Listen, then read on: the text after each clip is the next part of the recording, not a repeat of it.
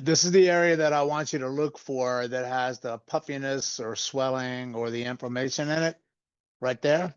That's okay. But I also want you to check in between those rib spaces when you do this. Like you can see, this is your first rib hooking up around. And then these spaces in between right here, these can be awful tender or puffy or swollen when you have issues with the lungs up underneath there. So one of the things you can do is place your fingers in these spaces and rub. And these are neurolymphatic points. If any of these top 3 to 4 regions in here hit, that's a classic indication that you've got a lot of stuff for neurolymphatic points up in the head, neck, and face.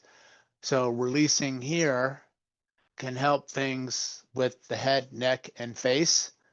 This is where it shows up. And then nobody ever checks here, because right now I'm pretty sure you're like, I don't have any pain in here. And when people sit over on the chair over there, I usually ask them, are you feeling any pain anywhere right now? Right. And sometimes they'll point to wherever their area is. But, you know, my patients kind of have pain that's more autoimmune related. It's like a pinball machine. It's stuff all over the place. And then I say to them, I'm going to do an exam on you. We're going to check from the collarbone up, the collarbone down, and we're going to move and check in and around the organs here too. And I need you to pay attention to a couple things. One, which areas that you have pain in, which areas that you feel. I want you to pick the top 3 areas that hurt when I check it. Top 3. But I say the most important one is this. I want you to tell me the area that hurt you when I checked it on you, but it doesn't hurt you now sitting here. Like the one that surprises you the most. This is one of them. Like sitting on there, this doesn't hurt. But I stick my finger in there and I get this reaction.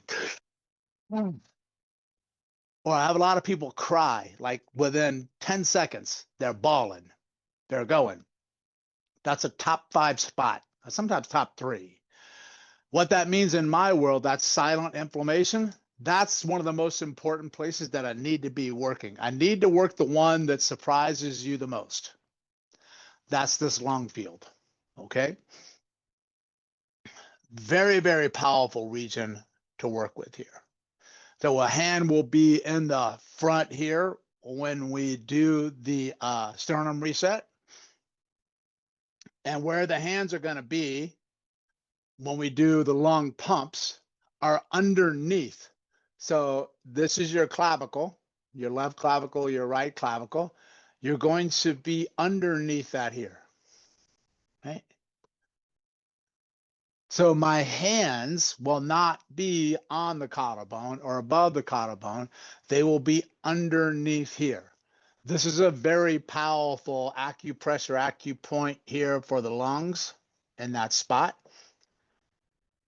But there's also a muscle that sits up underneath here called your sub means below, clavius for clavicle, the subclavius. So I'm going to draw that here. The subclavius sits up underneath here on both sides. But what I want you to notice here is how it's very close to the clavicle, and it's very close to clavicle and first rib. So when that muscle gets really, really tight, it pulls the collarbone down and the first rib up. So they go like this, boom. And that traps the thoracic inlet / outlet. And the fascia gets tight.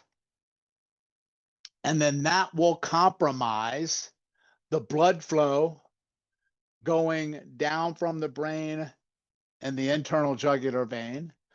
That will compromise the common carotid coming up, which will split into the internal carotid going in and the external carotid going out.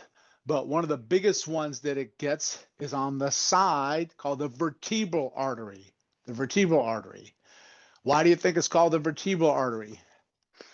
Because it travels along the vertebra. Hang on for this. It supplies the vertebral bodies themselves, the vertebra blood supply, right? So one of the things that will decay and cause osteoporosis or degeneration in a bone is the bone doesn't get blood flow. It restricts blood flow. So that's why you have to look here. But more importantly, the vertebral artery is the artery that supplies the brain stem in the back where your cranial nerves sit that control your survival sensory mechanisms of sight, sound, smell, taste, tongue, swallow, stuff like that. So if you compromise the blood flow to the brain stem, write this down, please. You are going to get neuroinflammation. You are going to get brain fog. You will end up likely getting what they call central sensitization. The central nervous system, the brainstem, the brain, and the spinal cord, okay, will become more sensitive to pain. Because of the tightness and the tension and the restriction of the flow here, the brain loses the ability to inhibit pain efficiently. Because the brain is what inhibits pain, and pain is an output signal, not an input signal. So the brain controls the pain. When you have areas in this region and pressure is not right and blood flow is not right, you get the hypoxia, you get the interstitial inflammatory stasis, which is the inflammation around all the structures that sit there. And the pain inhibition pathways don't work well. What does that mean?